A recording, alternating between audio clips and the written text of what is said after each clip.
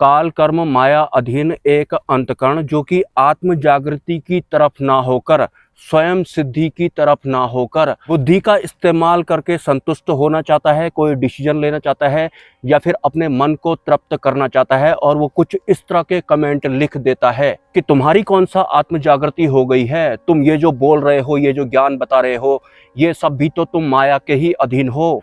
तो इस तरह का जो अंतकरण होता है वो बुद्धि और मन के गुलाम या फिर अहंकारी जो होते हैं उन इंसानों का होता है। उन्हें स्वयं की आत्म जागृति से नाम मतलब होकर दूसरों के बारे में जानना या फिर उनको नीचा दिखाना या फिर खुद को ऊंचा दिखाना या फिर मैं ज्यादा जानता हूं तक ही ये सीमित होते हैं। जबकि वास्तव में अगर आपकी आध्यात्मिक यात्रा चल रही होगी तो आपका मुख्य ध्येय होता है कि मुझे स्वयं सिद्धि करनी है, मेरी स्वयं से आत्म जागृति होना चाहिए। ये नहीं कि आपकी बुद्धि डिसीजन लेना चाहती है या फिर अपने आप को ऊंचा दिखाना चाहती है। अहंकार की बात यहाँ पर हो रही है कि तुम्हारी कौन सी आत्म जागृति हो गई है, तुम जो ये ज्ञान वगैरह बोल रहे हो ये भी तो तुम माया के ही अधीन में हो, काल कर्म के ही अधीन में हो। और ऊपर से इस कमेंट को 4 या 5 लोगों ने लाइक भी किया है। तो वो भी वही लोग हैं जो अपनी बुद्धि को संतुष्ट या फिर मन को तृप्त करना चाहते हैं और अपने अहंकार को प्रबल बनाना चाहते हैं कि अब मैं जानना चाहता हूं कि तू क्या जवाब देता है। को जो भी इन वीडियोज में देखने को या फिर सुनने को मिलता है,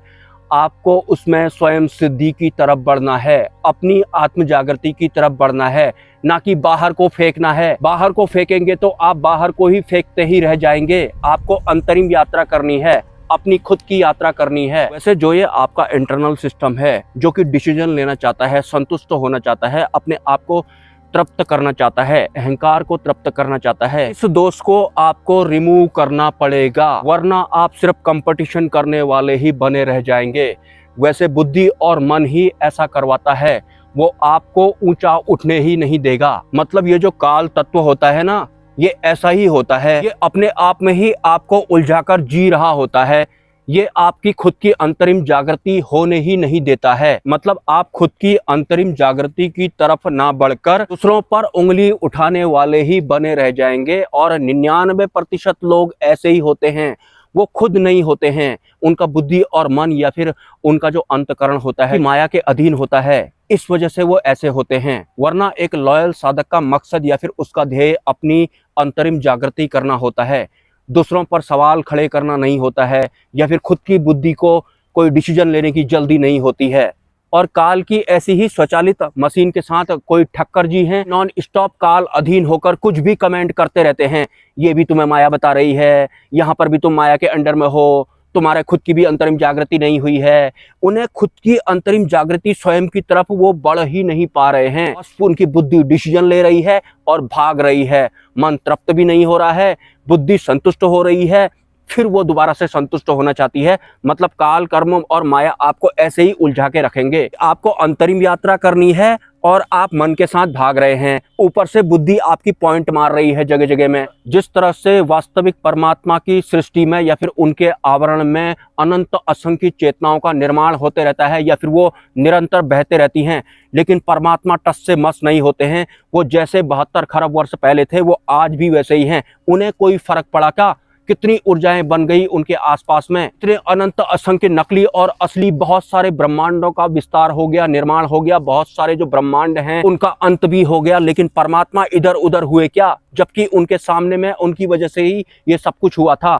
तो उसी तरह से आपको भी अपनी यात्रा में आगे को बढ़ना है। आप सवाल खड़े करने वाले या फिर जवाब ढूंढने वाले नहीं होने चाहिए, वरना आप समझ जाना कि इसमें बुद्धि और मन है। हाँ, अगर आपने वास्तविक सत्य को भांप लिया है, उसके बाद आपकी बुद्धि और मन किसी भी तरह का सवाल या फिर जवाब ढूंढने का प्रयास कर रही है, तो आपको कोई फर्क नहीं पड़ेगा। आप सवाल जवाब भी करेंगे लेकिन आप आत्म स्थित ही रहेंगे, इधर उधर आप नहीं होंगे। जिस तरह से परमात्मा एक छत्र एक ही अवस्था में रहते हैं, परम आनंद में रहते हैं, भले ही कुछ भी बन जाए उनके आसपास में, कितनी बुद्धियां बन जाएं, कितने मन बन जाएं, लेकिन परमात्मा इधर उधर नहीं होते हैं। खुद ही बुद्धि और मन इधर उधर हो जाते हैं। तो आपको बुद्धि और मन के साथ इधर उधर होना है या फिर आपको आत्म स्थित होना है, ये आपको पहले ही डिसाइड कर लेना है।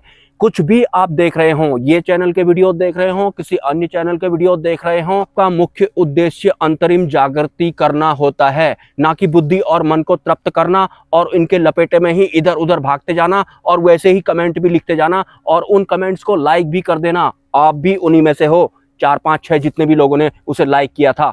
और ऐसा सुन के अगर किसी को बुरा लग रहा है तो बुद्धि और मन को बुरा लग रहा है। मन संतुष्ट होना चाहता है, कुछ और कमेंट लिखना चाहता है, लिखो। इसके अलावा जो भी इस चैनल पर बताया जा रहा है वो उस वास्तविक वे में नहीं है जो कि वास्तव में होना चाहिए। इसमें फ्यूचर में सुधार होगा। और एक कमेंट मुझे आया था कि क्या ये जो समय है ये पहले ही हो चुका है, क्या हम पुराने वाले समय में जी रहे हैं, या फिर और भी उनके बुद्धि और मन वाले या फिर ज्ञान इकट्ठा करने वाले अंतकरण के साथ उन्होंने कुछ लिखा था। मुझे इस वक्त याद नहीं आ रहा है क्योंकि बहुत दूर का ये सफर रहता है, काफी कुछ मैं भूल जाता हूं।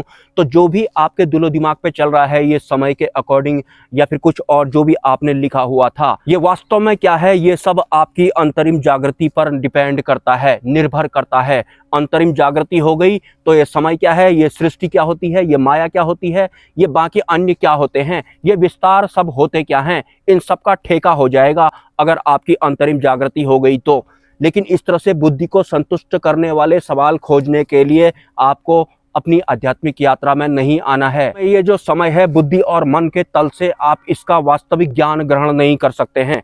अंतरिम जागृति हो गई तो ऑटोमेटिक आपको इसका बोध हो जाएगा। सीधी और सरल बात मैं आपको बताऊं तो। और ध्यान रहे जो भी आप यहाँ पर कमेंट कर रहे हैं, आपके उस कमेंट को देखने की वजह से कोई दूसरा इंसान विचलित हो सकता है जो अभी भी बुद्धि और मन के अंडर में है। बिना मतलब में अपनी बुद्धि को संतुष्ट करने वाला या फिर कोई डिसीजन लेने वाला या फिर अपने अहंकार को तृप्त करने वाला बन जाएगा सिर्फ इस तरह के कमेंट देखने की वजह से। और कुछ भी लिखने से पहले अपने आप से सवाल करना, क्या मैं अपनी अंतरिम जागृति जो करना चाहता हूं उसकी तरफ बढ़ रहा हूं, या फिर मैं बुद्धि और मन के लपेटे में कुछ भी लिख दे रहा हूं, कुछ भी सोच ले रहा हूं। का मकसद आखिर है क्या, स्वयं सिद्धि करना या फिर बुद्धि और मन को तृप्त करना, ज्ञान इकट्ठा करना, ज्ञान ब्याजी करना, आपका मकसद है क्या? पहले ही आप तैयार हो जाना, क्योंकि जो आपको आगे को बताया जाएगा, जैसा कि मैंने थोड़े टाइम पहले बोला था कि अभी उस वे में इस चैनल पर वो सब नहीं बताया जा रहा है, प्रिपेयर किया जा रहा है बहुत सारे लोगों को। और अभी मेरे पास पूर्ण रूप से कॉपीराइट है भी नहीं। मैं वास्तविक सत्य वाले ज्ञान या फिर संचार के बारे में बात कर रहा हूँ। मेरे पास अभी पूर्ण कॉपीराइट नहीं है। लेकिन पूर्ण कॉपीराइट नहीं है तो इसका मतलब ये नहीं है कि मुझे नहीं पता है कि कौन इंसान किस स्थिति में चल रहा है या फिर कौन मन और बुद्धि को तृप्त करने के उद्देश्य से यहाँ पर आया हुआ है। हालांकि उसे खुद ही नहीं पता है कि मैं हूँ क्या, अध्यात्म होता क्या है, उसे खुद को ही नहीं पता है। वो बुद्धि और मन को नहीं जी रहा है, बुद्धि और मन उसे जी रहे हैं। तो इसमें उसका भी कोई फॉल्ट नहीं है, ठक्कर बाबू का भी कोई फॉल्ट नहीं है, और जो नए कौन थे पता नहीं उनका भी कोई फॉल्ट नहीं है। काल वाला जो स्वचालित जनरेटर आपके भीतर है उसके अकॉर्डिंग आपको आगे को आध्यात्मिक यात्रा में नहीं बढ़ना है कि काल बाबू वाला जनरेटर तू ऐसा है, तेरे में कमी है, मैं ज्यादा जानता हूँ, वो ज्यादा जानता है, ऐसा होता है। कहाँ वास्तविक सत्य अंतरिम यात्रा और कहाँ ये जनरेटर जो कि स्वचालित हुआ पड़ा है। हालांकि इस तरह के जवाब देने की जरूरत नहीं पड़नी चाहिए थी। ये एक तरह से टाइम जाया है, टाइम खराब है एक तरह से, मेरा खुद का भी और बहुत सारे लोगों का भी। लेकिन क्या करूं, बुद्धि और मन को संतुष्ट करने वाले लोग कुछ ऐसा लिख देते हैं जिसकी वजह से बाकी लोगों को भी नुकसान हो जाता है। मिलते हैं किसी नेक्स्ट वीडियो में। नमस्कार। ये जो माइक होता है ये मेरा टूट गया है, मतलब तेज़ हवा आई तो मेरे को इसका ये वाला पोर्शन तो मिला लेकिन दूसरा वाला नहीं मिला है मुझे। इधर से मैंने पेड़ पे लगाया था ये और यहाँ गिरा है, पत्तों में पता नहीं कहाँ चला गया और ये काम नहीं कर रहा है। तो इसका मतलब है वीडियोस नहीं बन पाएंगे ऐसे।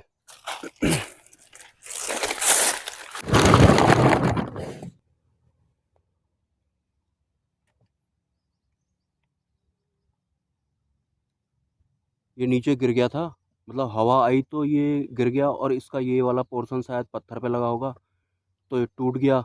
और ये सीधा करके मैंने फिट करा तो ये हुआ नहीं। ये 7,500 का लगभग गोया का लिया था मैंने।